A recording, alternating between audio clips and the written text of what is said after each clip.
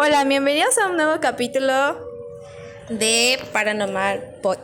El día de hoy decidimos hacer una cajita de preguntas en el Instagram para que ustedes nos mandaran sus historias. Entonces vamos a contar relatos de nuestros suscriptores. Empezamos con Abril, que nos va a contar una historia. Bueno, pues en la cajita de comentarios por lady@gmail.com nos dice que en este caso no tiene alguna experiencia propia, sin embargo nos va a comentar de alguien que muy cercano a ella. Vamos a iniciar y nos cuenta así. Nos dice que hubo un asesinato, pero ¿asesinato de quiénes? De Elda Zurita Azcorra y su hija Cintia Sue Ricalde Zurita. Bueno, pues esto nos dice que ocurrió el 22 de agosto de hace unos años, en la casa de su barrio de Santiago, en Mérida. Este fue un crimen que bastante alteró a la comunidad yucateca. Nos dice que esa casa donde ocurrió el asesinato ha estado embrujada por todos los siguientes años por tanta brutalidad del asesinato. Entonces nos preguntaremos que la violencia cometida en esas partes de la casa, del crimen y de la casa sobre todo, ha sido muy fuertes. Porque nos dice que el crimen estaba motivado por el resentimiento que tenían hacia Elda por sus deudas impagadas y la pérdida de sus propiedades embargadas, por lo que decidieron actuar y se ocurrió un brutal asesinato en donde sus almas siguen vagando en pena. Bueno, ahora yo les voy a contar una historia de Lupita 1, 2, 3. Bueno, ahorita voy a contar una historia sobre Lupita 23. Ella es de Querétaro. De hecho, ella vive cerca de esta casa, atrás de su casa. Este es de Querétaro. En el año...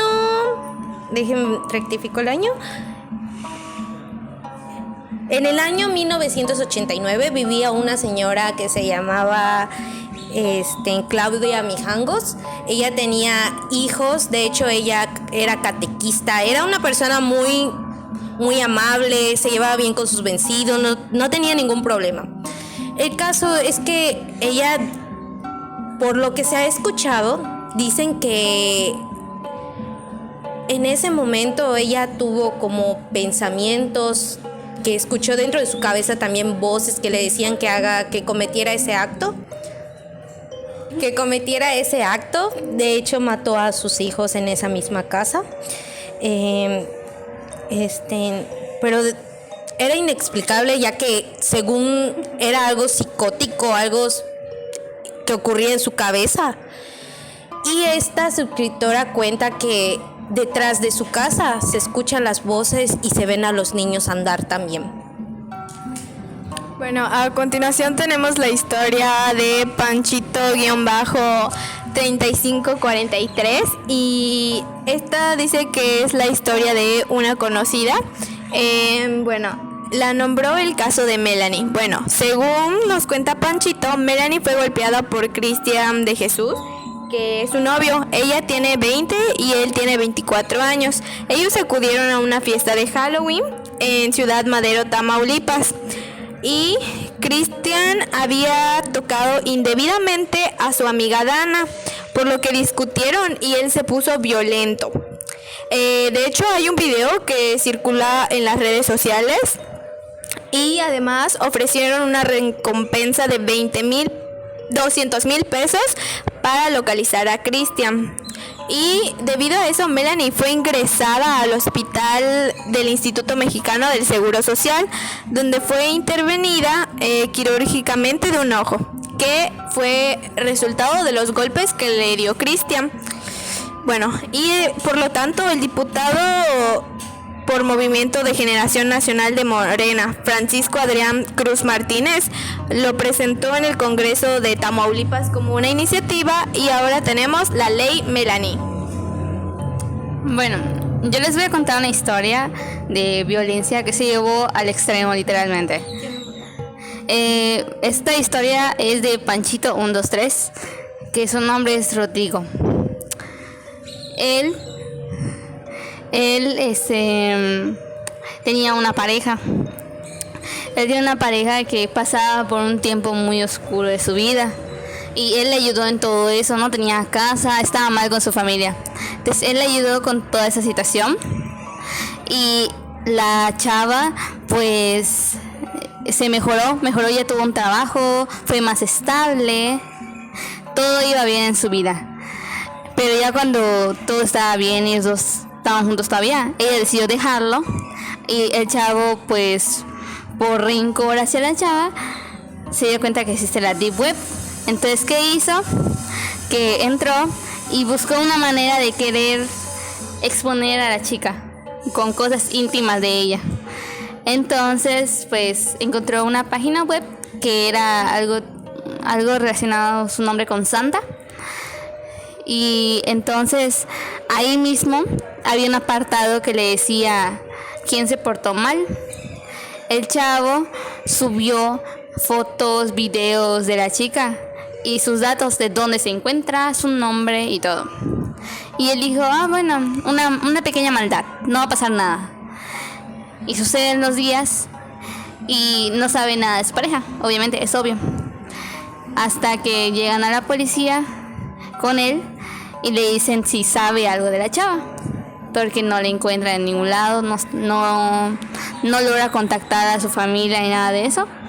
Y le dicen que se encontró en estados muy específicos en su casa, junto en una chimenea. Ella estaba ahí, su cuerpo, y tenía una nota que decía ella se portó mal. Entonces fue él que dijo, fue mi culpa, yo lo hice. Pero obviamente él no declaró nada en lo absoluto. Y eso pues está mal. Él lo hizo con toda la intención y por eso es considerado violencia. Bueno, mi caso fue por José-Maicero. Este es un caso entre paranormal y real. Él decía que su hermano tenía a su esposa y 2 hijos. Hasta este momento todo iba bien en esa relación, pero resultó que la mujer le fue infiel a su marido y uno de ellos no era su hijo. Y decía que su hermano tendía a ser violento cuando se hacía enojar.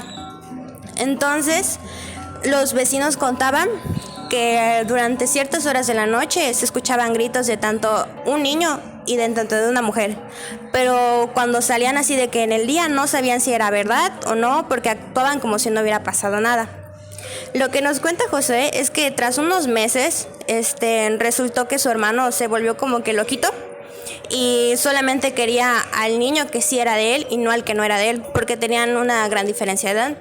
Entonces se dice que una noche ya los gritos como que eran demasiado fuertes, se escuchaban los golpes y así, y de que de un momento a otro, puro silencio, no se escuchaba nada de nada. Entonces le llamaron a los policías y resultaba que el esposo le pegaba tanto a la chava como al niñito y no les daba de comer, los amarraba y así muy feito. Y ese mismo día como que los cuerpos de tanto de la mamá como del niño se cansaron y ya no pudieron soportar y se terminaron muriendo. Y el hombre fue arrestado y la otra niña, que pues no sabía absolutamente nada, pues pensaba que esto era normal, fue por cuidados y terminó siendo adoptada. Pero nos cuenta que cuando va a esa casa de que a buscarla y así, se sienten muy muy muy malas vibras y que al momento de que las personas las llegan como que a rentar, dicen que se sienten así vibras muy muy muy feas y que incluso a veces llegan a escuchar de que risitas de un niño chiquito y de una mamá. Aquí podemos observar cómo la violencia, aunque sea en experiencias paranormales, puede aparecerse increíblemente, aunque no lo crean. En todas nuestras historias hemos contado unos relatos que contienen una seriedad de violencia increíblemente concertada y acertada. ¿Ustedes qué opinan? No, pues sí, a veces no lo haces con la intención, como en el caso del chavo que comentaba Paola.